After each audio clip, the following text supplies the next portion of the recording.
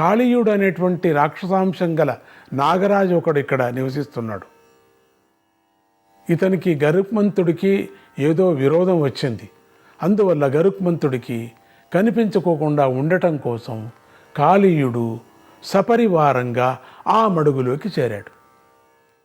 ఇతని ప్రభావం వల్ల ఈ ప్రాంతమంతా విషమయమైపోయింది. కనుక ఈ చుట్టుపక్కల ఉన్న పచ్చని గడ్డిని ఏ పశువులు ముట్టుకోవడం లేదు. అందువల్ల ఈ పరిసర ప్రాంతమంతా దుబ్బలు దుబ్బలుగా ఎదిగిన పచ్చికతోనూ రకరకాల వృక్షజాతులతోనూ భయంకరంగా మారిపోయింది. ఇక్కడికి జనమే రావడం లేదు. కనుక నడకదారి గుర్తులు కూడా కనిపించడం లేదు. కనుక ఈ నాగరాజును నిగ్రహించి శిక్షించి ఈ యమునా మడుగును కలుషరహితంగా మార్చి నదీ కాలుష్యాన్ని నివారించడమే ఇప్పుడు నాకు కర్తవ్యం. ఈ నదిని నేను సరిచేయాల. అందుకే కదా నేను వ్రేపల్లను ఇక్కడికి రప్పించింది. ఇది కారణం లేకపోతే రారు కదా. అదిగాక నేను ఇప్పుడు ఈ సాహస కృత్యం చేస్తే నా పరాక్రమం ఏమిటో ఈ గోకులం వారందరికీ స్పష్టంగా తెలుస్తుంది. లోకంలో నాకు ఒక ప్రసిద్ధి లభిస్తుంది. అది కూడా నాకు అవసరమే కదా అని ఆలోచించాడు. శ్రీకృష్ణుడు ఇలా ఆలోచించి మీది ఉత్తరీయం నడుము కట్టుకొని జుట్టు గట్టిగా ముడివేసుకొని ఆ మడుగులోకి దగ్గరలో ఉన్నటువంటి ఒక పెద్ద కదంబ వృక్షం మీదకి ఎక్కి ఆ చెట్టు మీద నుంచి మడుగు మధ్యలోకి ఒక్క దూకు దూకాడు. ఆ దూకుడికి పెద్ద శబ్దాలతో ఆ మడుగంతా కల్లోలమైపోయింది. నీళ్లు ఉవ్వెత్తున పైకి లేచి నది యొక్క ఒడ్డు భాగమంతా తడిసిపోయింది. పిడుగుపాటు వంటి ఈ దెబ్బకు నీళ్ల అడుగున ఉన్నటువంటి పాముల నివాస భవనం కదిలిపోయింది. అక్కడి నాగరాజులంతా ఒక్కసారిగా ఉలిక్కిపడ్డారు. వారిలో కాళీయ నాగరాజు ముందుగా తేరుకొని కోపంతో మండిపడి తన 5 నోళ్లు తెరిచి నాలుకలు అల్లల్లాడిస్తూ బుస్సున పైకి లేచారు. అతని పరివారమంతా అతన్ని అనుసరించింది. ఆ నాగుల మెడల క్రక్కుతున్నటువంటి విషాగ్ని జ్వాలతో ఆ మడుగంతా బగ్గున మండింది. ఆ విషం వచ్చింది కదా, ఆ కాళీయుడు నాగులు అంతా చాలామంది బయటకు వచ్చారు. విషం కక్కుతున్నారు. ఆ మడుగు మీద పడింది. పడుతూనే అగ్నిగా అయిపోయింది అంతా కూడా. ఈలోగా కాళీయుడు నీటిలోకి దూకిన శ్రీకృష్ణుణ్ణి తన తోకతో గట్టిగా చుట్టలు చుట్టి కాళ్ళు చేతులు ఆడుకోకుండా బిగించి వేశాడు. శ్రీకృష్ణుడు చిరునవ్వులు చిందించుకుంటూ చేతగాని వాడలాగా కొంతసేపు అలాగే ఉండిపోయాడు.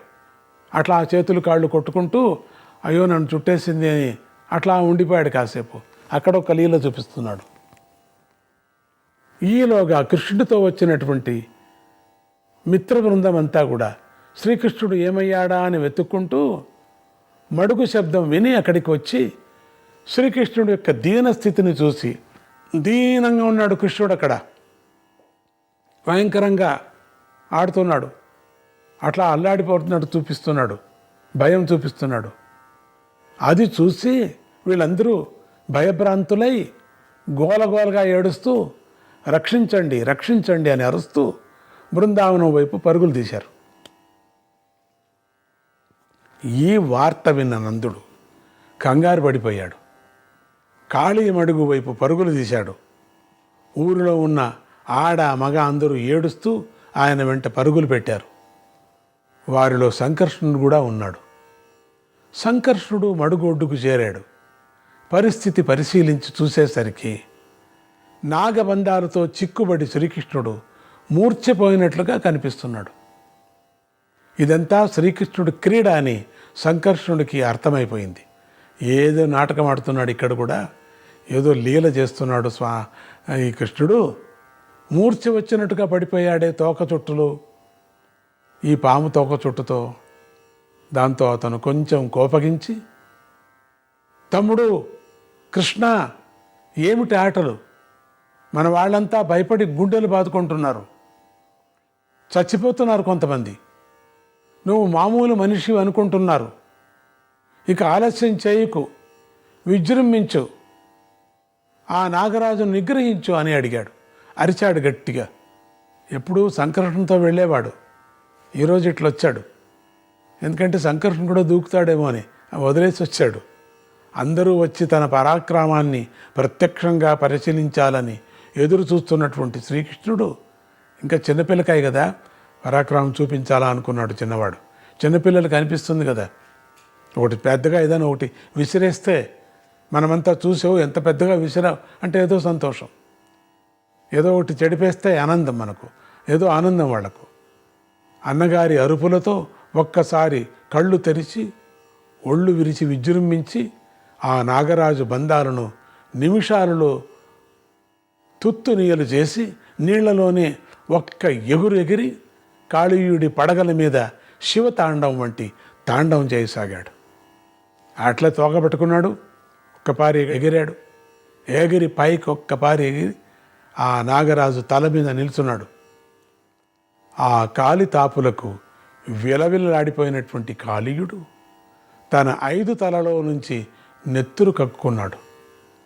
ప్రాణాలు కడబట్టినట్లయి గొంతు పూడుకుపోతుండగా కొంచెం ఓపిక తెచ్చుకొని, ప్రభో శ్రీకృష్ణ, అజ్ఞానం చేత కళ్ళు మూసుకుపోయి నువ్వెవరో గుర్తించక నీ మీద నేను విజృంభించాను. ప్రభువు నన్ను క్షమించు, నన్ను బ్రతికించు. నువ్వు ఎవరికి ఊడిగం చేయమంటే వారికి నా పరివారంతో సహా ఊడిగం చేస్తాను అని ప్రార్థించాడు. శ్రీకృష్ణుడికి కోపమే లేదు.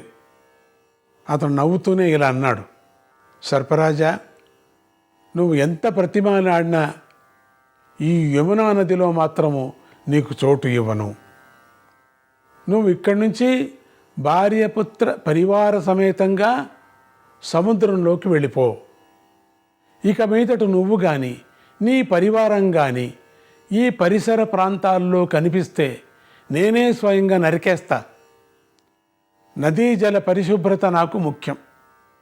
నువ్వు ఈ నదిని కలుషీకృతం చేసేసావు, అందుకే నీకు ఈ కఠిన శిక్ష విధిస్తున్నాను. నువ్వు ఇక్కడి నుంచి బయటపడితే మా గరుత్మంతుడు గుర్తుపట్టి చంపేస్తాడామని భయపడకో. నీ నెత్తి మీద ఇప్పుడు నా పాదాల గుర్తులు పడ్డాయి కదా, ఆ గుర్తులు చూపించు. వాటిని చూస్తే మా గరుత్మంతుడు నిన్ను ముట్టుకోడు అని అన్నాడు. శ్రీకృష్ణుడు ఈ విధంగా ఆజ్ఞ విధించేసరికి కాళీయుడు ఆ మడుగు నుంచి నిమిషాలలో మాయమైపోయాడు. అది చూసి బృందావన గ్రామవాసులంతా ఆశ్చర్యపోయారు. ఇప్పటికి అర్థమైంది ఈయన ఎవరు అని. కాళీయుడు పూర్తిగా వెళ్ళిపోవడాన్ని ఖాయమైపోయింది వీళ్ళందరికీ. భయమంతా పోయింది వీళ్ళకి. శ్రీకృష్ణుడు చిరునవ్వులు చిందించుకుంటూ నది మీద ఈతలాడుతూ ఒడ్డుకు చేరాడు. అక్కడికి వదలకుండా ఈతలాడుతూ వచ్చేశాడు. ఈ విధంగా అనూహ్యమైన పరాక్రమంతో నాగరాజును వెళ్ళగొట్టడమే కాక ఆ యమునా నది మడుగును విషవిముక్తం చేసి క్షేమంగా బయటకు వచ్చిన శ్రీకృష్ణుణ్ణి బృందావన గ్రామవాసులు రకరకాలుగా అభినందించారు. కొందరు మెచ్చుకున్నారు, కొందరు ఆశీర్వదించారు, కొందరు కౌగలించుకున్నారు, కొందరు నందగోపుడి అభినందనలు చెప్పారు. మన ఊరు మొత్తానికి నీ కొడుకే శ్రీరామరక్ష అన్నారు. ఇప్పటికి అర్థమైంది అందరికీ. నీ కొడుకులో ఉన్న గొప్పతనాన్ని ఇన్నాళ్ళు మనం గుర్తించలేకపోయాం. ఇతను ఇన్నాళ్ళు నివురు గప్పిన నిప్పులాగా ఉండిపోయాడు. ఇప్పుడు ఇతని పరాక్రమం మనకు తెలిసింది.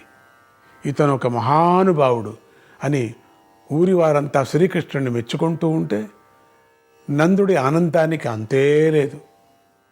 ఆ విధంగా శ్రీకృష్ణుని మెచ్చుకుంటూనే ఊరి వారంతా బృందావనానికి చేరారు.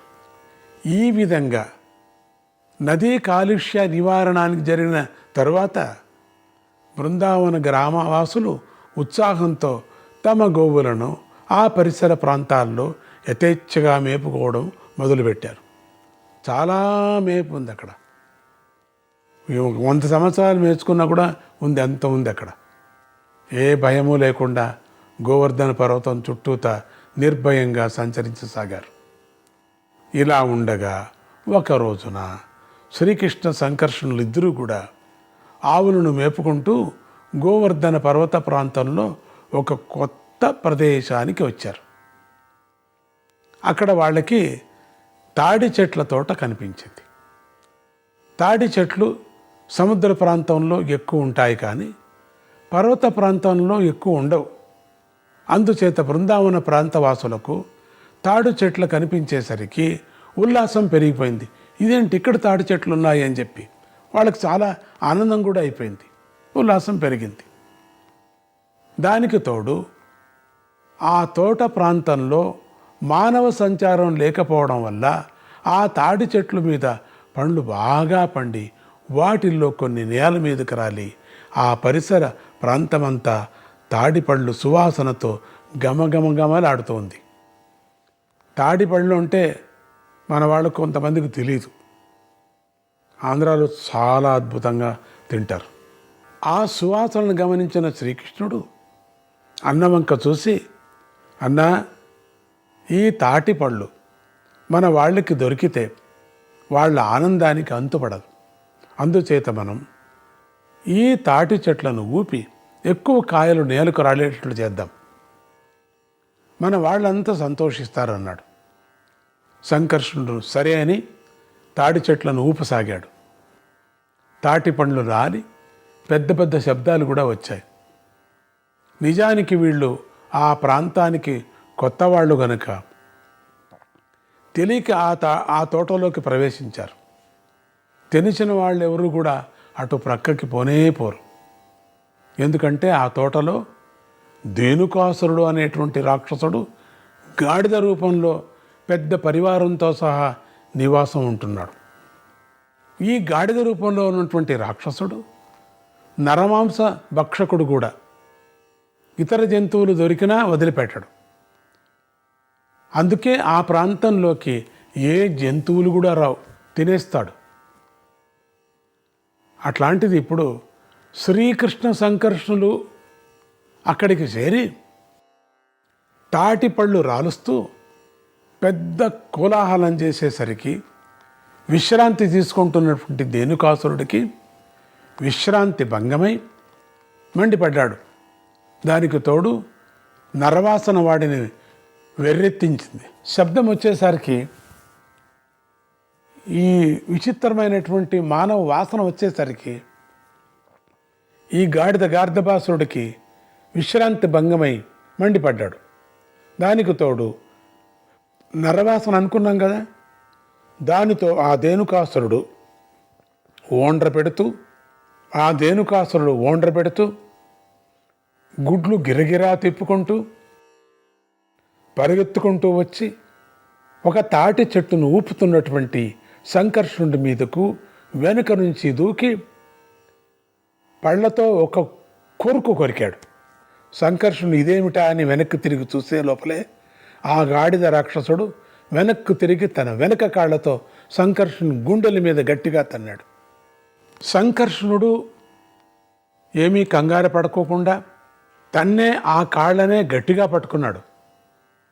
గిరిగిరా తిప్పాడు. తాడి చెట్టు తల భాగానికి తగిలేటట్టుగా విసిరొక్కపారి కొట్టాడు ఆ గాడిదను. దానితో ఆ గాడిద రాక్షసుడి తల పగిలి వెన్ను విరిగి వాడు క్రిందపడి ప్రాణాలు వదిలిపెట్టాడు. అంత పెద్ద గాడిద. ఇది చూసి వాడి గాడిద పరివారం సంకర్షణుడి మీదకి విరుచుకుపడ్డది. సంకర్షణుడు ఆ పరివారాన్ని కూడా అదే విధానంలో నిమిషాలలో సంహరించేశాడు. ఆ విధంగా సంకర్షణుడి పరాక్రమం వల్ల ఆ తాళవన ప్రాంతానికి ధేనుకాసురుడి పీడ పోవటంతో ఆ ప్రదేశమంతా జనసంచార యోగ్యంగా మారింది. గోపాలమిత్రులంతా సంకర్షణుని అభినందించి తాటి ఆకులనే ఆసనాలుగా వేసుకొని అక్కడే చతికిలపడి తాటి పళ్లను తనివి తీరా ఆస్వాదించారు. తాటి తోటలో ఆటలు అయ్యాక గోపాల బాలకులంతా మళ్ళీ పశువులను తోలుకుంటూ బాండీర వట వృక్షం దగ్గరికి వచ్చారు. ఆ చెట్టు పెద్దది అనుకున్నాం కదా, అక్కడికి వచ్చారు. ఆ చెట్టు చాలా పెద్దదిగా ఉండటం వల్ల దాని ఊడలనే ఉయ్యాలలాగా కట్టి పిల్లలందరూ ఉయ్యాల ఆటలు ఆడారు. ఆ తరువాత కొంతసేపటికి లేడిపిల్ల ఆట, హరిణా క్రీడనము అనే ఆట మొదలుపెట్టారు. ఈ ఆటలు చాలా ఉంటాయి పిల్లలకి ఎప్పుడు పల్లెల్లో. ఈ ఆటలో ఇద్దరేసి పిల్లలు ఒక్కొక్క జట్టుగా ఏర్పడతారు. వాళ్ళు ఇద్దరూ కలిసి లేడి పిల్లలాగా 4 కాళ్లతో గెంతుతూ వాళ్ళు పెట్టుకున్న లక్ష్యం దగ్గరకు చేరుకుంటారు. అట్లా పరిగెత్తుకొని పోతారు. ముందుగా లక్ష్యాన్ని ముట్టుకుంటున్నవాడు గెలిచినట్టు లెక్క. ఓడిపోయినవాడు లక్ష్యం దాకా వెళ్ళి గెలిచిన వాడిని వీపు మీద ఎక్కించుకొని లేడి పిల్లలాగానే గెంతుకుంటూ బయలుదేరిన చోటుకి తిరిగి రావాలి. ఇది ఆ ఆట. ఓడిపోయినవాడు ఎక్కించుకోవాల్సిందే గెలిచిన వాడిని. శ్రీకృష్ణ సంకర్షణలు పూర్తిగా మానవ బాలలీలనే నటిస్తున్నారు కనుక వారు కూడా ఆ గుంపులో చేరి లేడి ఆట ఆడుతున్నారు. ఈలోగా ఆ ప్రాంతంలో సంచరించే ప్రలంబుడు అనే రాక్షసుడు ఆ పిల్లల్ని దూరం నుంచే చాలాసేపు పరిశీలించి చూశాడు. తాను కూడా ఆడుకునే పిల్లలతో కలిసిపోయాడు. ఈ కొత్త పిల్లవాడిని ఎవరూ గమనించనే లేదు. ప్రలంబుడు ఆటలు ఆడుకుంటూనే శ్రీకృష్ణుడు సంకర్షణలు జాగ్రత్తగా పరిశీలిస్తున్నాడు. వాళ్ళిద్దరు ఎక్కడున్నారు అని. వారిలో శ్రీకృష్ణుడి దెబ్బతీయటం మరీ కష్టమని ప్రలంబుడికి అనిపించింది. ఆ ప్రలంబుడికి కృష్ణుడి దగ్గర వదిలే, అందుకే సంకర్షణుడిని దెబ్బతీయటానికి నిశ్చయించుకున్నాడు. అతని దగ్గరికి వెళ్ళి అతనితో కలిసి ఆటలు మొదలుపెట్టాడు. ఈ మాట పరుగుల పందెంలో శ్రీకృష్ణుడు శ్రీరాముడు ఒక జట్టు అయ్యారు. సంకర్షణుడు ప్రలంబుడు ఒక జట్టు అయ్యారు. మరికొందరు గోపపాలకులు కూడా జంటలుగా ఆడటానికి ముందుకొచ్చారు.